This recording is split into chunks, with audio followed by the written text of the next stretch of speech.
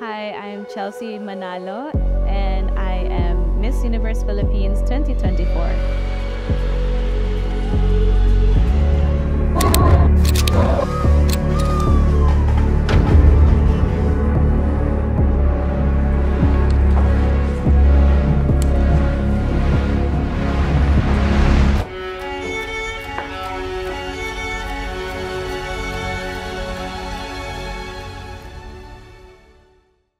Our room 404.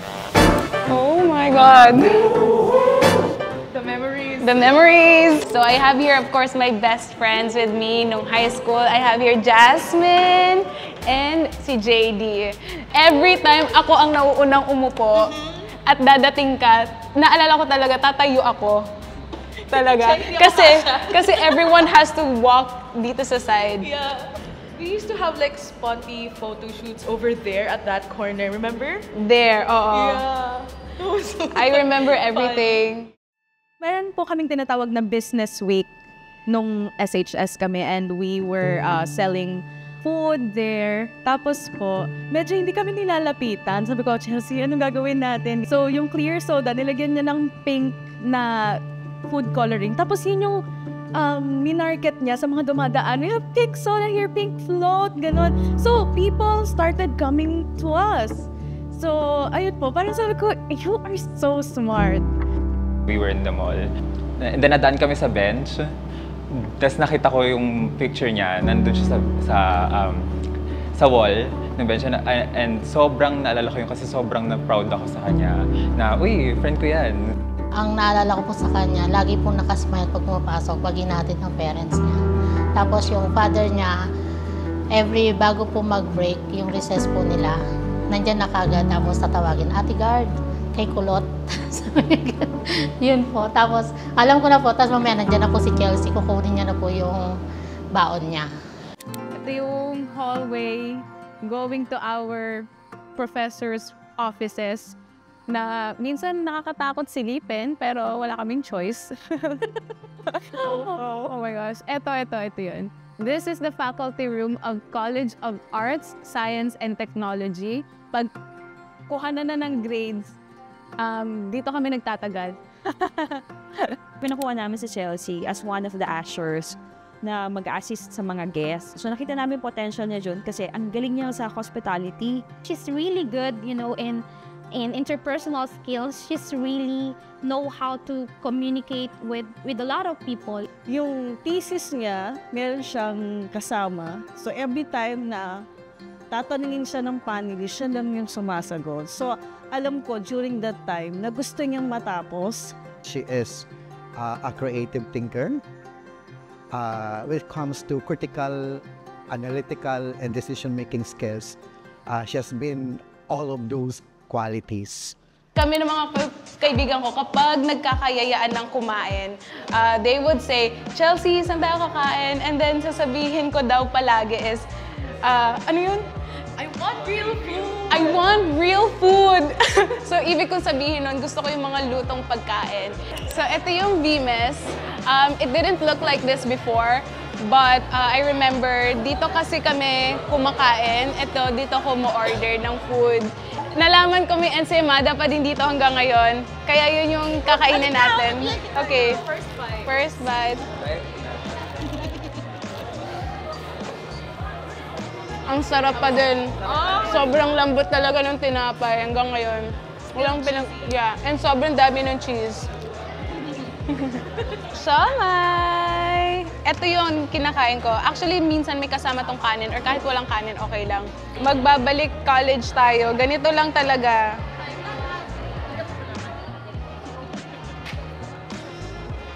And then, toyo. Soy sauce. Okay. And then, one for you, and one for me. Cheers! Cheers!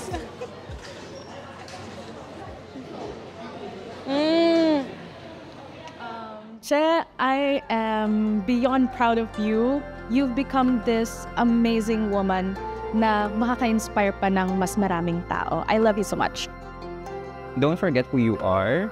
and hold on to yourself throughout the pageant, and you will take home the crown.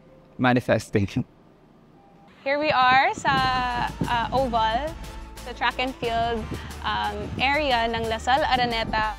We run, we perform, we dance, we imagine what we want to be in the future. When we hang out sa Oval or sa track, meron tayong laging friendly cat. We are pet friendly. Love for animals.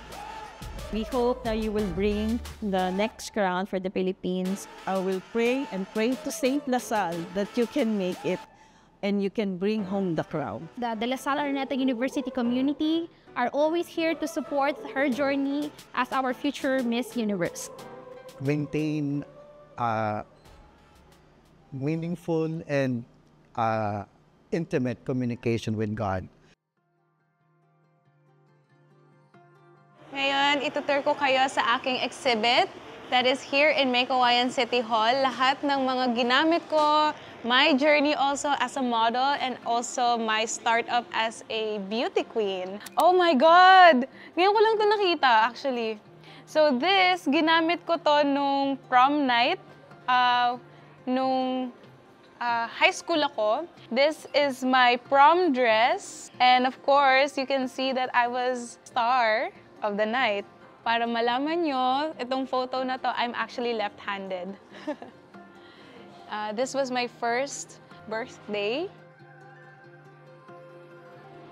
And ito, mga photo shoots ko pa to, from magazines to brands. Ito yung mga parang naging income ko to provide for myself for college. Ito yung Natcos ko that we shot in Sultan Kudarat. This was designed by Manny Halasan. Medyo madami-dami tayong nakikita dito. So these are like my trophy naman ng Bullprisa. This is me during the time. Ito yung trophy ko when I won 2014. Bullprisa ba yan? Yeah. Bullprisa, or called Bulacan Private School Association. And then this is Miss Sisra 2011, my trophy. Ito pa yung uniform ko nung time na yan. And I have my teachers, my friends here, yung sash na mga napanalunan ko during my time. This is like all of the shoots by Seven Barreto. Na ginamit kong material and postings for Miss Universe Philippines. Of course, Jojo Bragais is here. Ano pa ba? Oh, ito yung swimsuit. And then this is the Labula Kenya.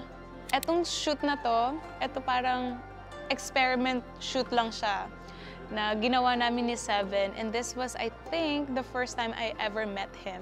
Grabe, the feeling of being here, it does bring me so much happiness kasi nakikita ko ulit yung mga gamit, yung sash ko.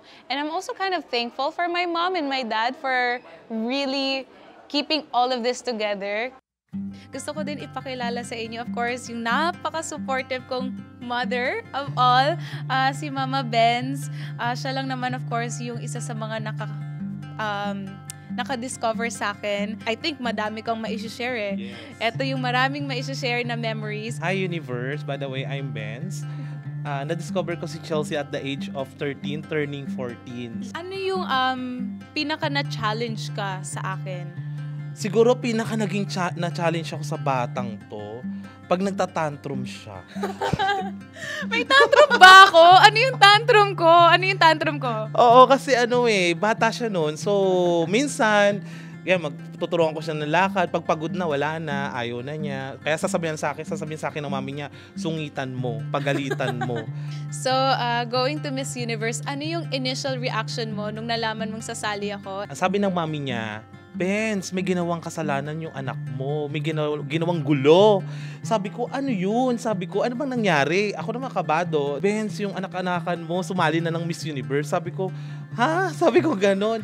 Totoo na ba to? Sabi ko ganon. Siguro hindi ko makakalimutan na part is yung, syempre, sa pag-pageant kasi marami tayong pangangailangan na damit.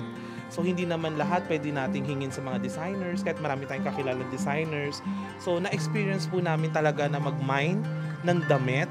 Kasi minsan, on night before, magmamind kami ng damit, tapos kinabukasan, doon na namin ipapadeliver para may masuot siyang damit. I will always be thankful and grateful for what you have done in my life. Mananatili pa rin ako nandito para sa'yo. Mahal na mahal kita, alam mo yan, nak. Thank you. Love na love kita. Love you. Don't forget to pray. Kasi lagi mo nga yung sinasabi, diba, na prayers is the best weapon. This is my parish, or dito ako lagi nagdadasal. It's San Isidro San Roque Parish, also here in May Kawayan City. Malapit lang siya sa school namin. Dito kasi ako First Communion, nagsuserve din ako dito, nag-usher pa ako, I remember. Every holiday, Pasko, New Year, birthday ko, birthday ng parents ko, we would go here para mag-pray kami. Just so you know, it's called Simbahang Bilog kasi yung structure niya is pabilog siya. So sometimes people would rather call it Simbahang Bilog instead of the name itself. Ayan na, mag-i-start na yung novena, kaya meron ng bell. My mom is always here para mag-pray. Hindi lang mag-pray pero mag-novena. My mom taught me to do it. And in school, nagro-rosary kasi kami. So even here, may days na nagro-rosary ako. I'm going to take my time here to pray na sana yung faith ko will guide me going to Mexico.